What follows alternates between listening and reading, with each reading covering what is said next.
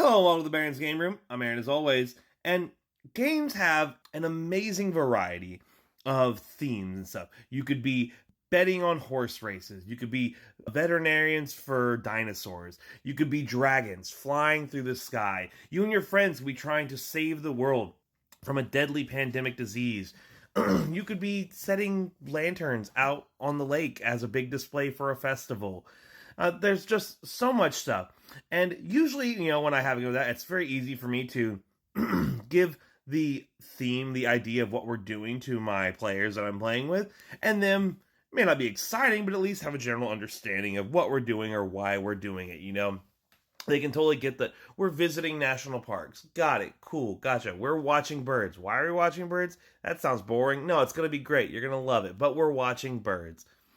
One of my games I have, though, that I enjoy the game, but it has a truly baffling theme to me, is Fire Tower.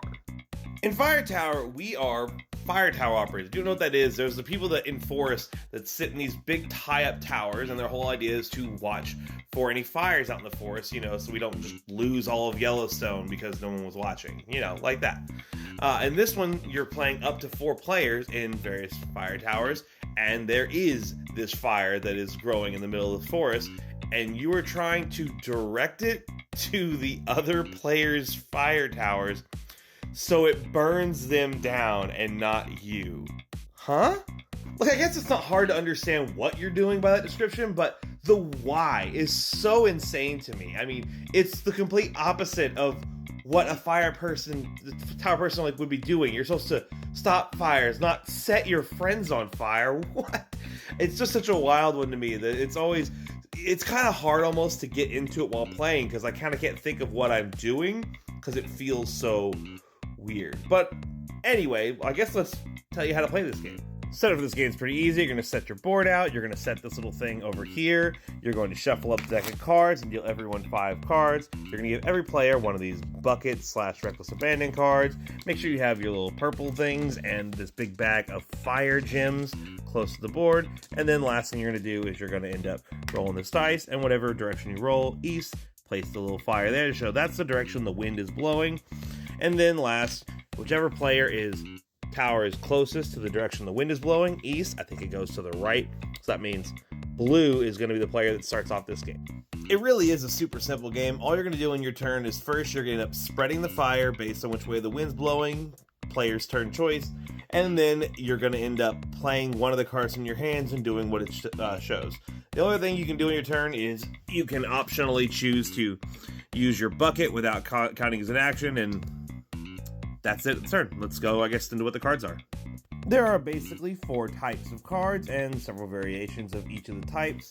There are these orange ones here. These are where you place fire out. Basically, anytime you play one of these, you're going to end up placing out the fire gems as shown. So with this one, it shows I can place 3 fire gems in a horizontal or vertical line.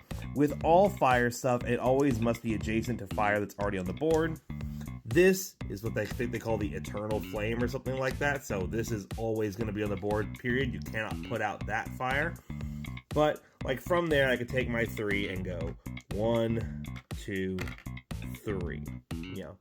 Or I could kind of go off this way with it or whatever. As long as one of my things is close to it, the other ones can go wherever they want, as long as they're following the proper pattern on the card.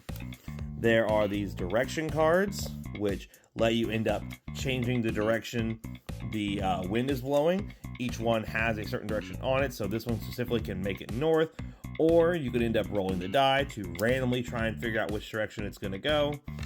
And then lastly, you're able to just place one little fire gem with these guys. They all do that. There are these purple ones here.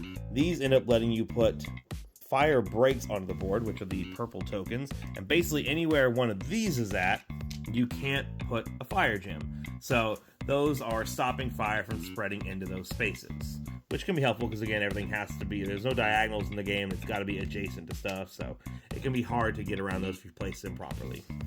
And lastly, there are the water cards. They are the opposite of the fire cards. They remove fire gems from the board. This is kind of a big one for what I'm doing, but yeah, still, you take a spot and clear off some water.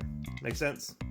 I just can show you real quick how spreading the fire works in that first phase. On the start of your turn, you're going to look at which direction the wind is blowing. Again, it's east. And you're going to take one gem, and you're going to place it east of some other fire thing there. So anywhere off to the east, here, or something like that. As long as it's east and adjacent to a fire space, you're good. I did mention the bucket card earlier. This is something you can do as a free action on your turn, but you can only use it if the fire reaches your fire tower. So as soon as at least one gem ends up entering into your fire tower area, you could choose to use your bucket. It's a one-time use for removing 3 gems off the board. Yes, there would be more fire here normally, but hey, just showing you guys. When you use it though, you now have a new ability, the Reckless Abandon. If your bucket is empty, you can use your turn to discard a set of 3 water cards or 3 fire break cards to place 2 fire gems and draw back up to your hand size. So basically, once you've used your bucket, you could instead start just saying screw it to water and fire break stuff and start placing a little bit of extra fire out. The whole point of the game is player elimination. If at any point a fire gem lands in the full corner of the board, your corner of the board, then you are out of the game. Your whole fire tower has gone up in a blaze. Ooh, it's morbid, right?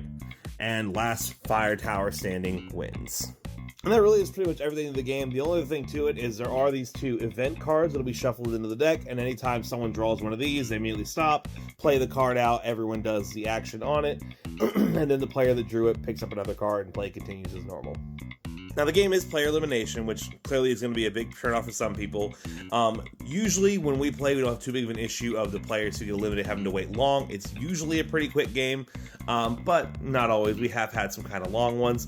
I will say with the deck of cards in the game, since you don't really get to choose what actions you're always taking on your turn, you're stuck limited by the actions of the cards you've drawn.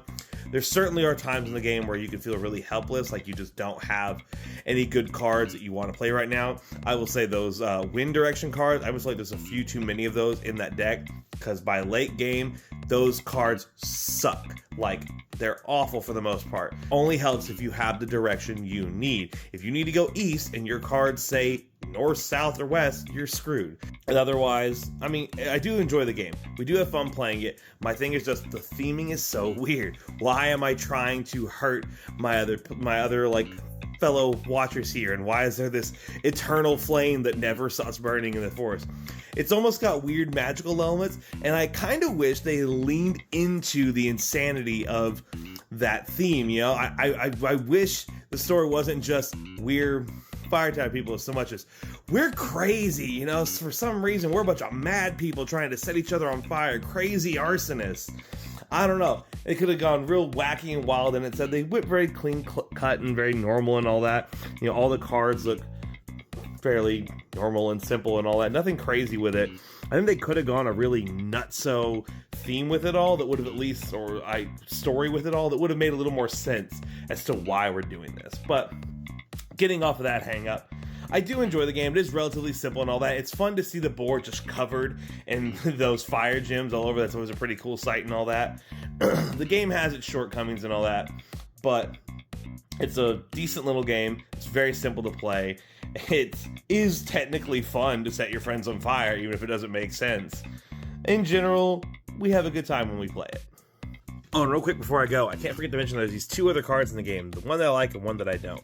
One is the Shadow of the Wood card, which is for player elimination. Once someone gets eliminated, they get to roll a die every turn and take one of these actions on the board to help wrap the game up. So that's good, so you're never fully out of the game. The other one is this Champion of the Wood or Grand Champion card. It's for you playing like multiple games in a row, I guess, because once you win a game, you take Champion of the Wood card, which gives you a special ability for the next game. And then if you happen to win the next game again, then you get to flip it over to Grand Champion of the Wood, where you get another special ability. And I really hate that. I really don't like the winner getting an extra thing. That's always weird to me. Why make it easier for them to win again? Literally, we never use this card. I might as well throw it away because we never play it. But this is fun. I like this. The theme is insane, although personally not insane enough. I think you could get wilder with it and make it a little more fun. But it's simple, it's pretty on the board. I think in general, I gotta say Fire Tower, it's approved.